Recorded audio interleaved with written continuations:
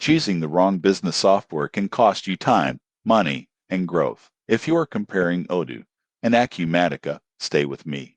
Because the surprising truth is that each platform fits a very different type of business. Odoo is an all-in-one business management system with apps for accounting, CRM, inventory, HR, and more. It is highly customizable and open source, which means you can adapt it to almost any workflow. Odoo is often chosen by startups and growing companies because it is affordable and flexible. Acumatica, on the other hand, is a cloud-based ERP system designed for mid-sized businesses. It focuses on finance, distribution, manufacturing, and project accounting. Its biggest advantage is scalability and real-time data across departments. Most people get this wrong by comparing only price. Odoo is cheaper upfront, but customization may require developers. Acumatica costs more, but includes advanced features and strong customer support. In conclusion, choose Odoo if you want flexibility and lower cost. Choose Acumatica if you need enterprise-level performance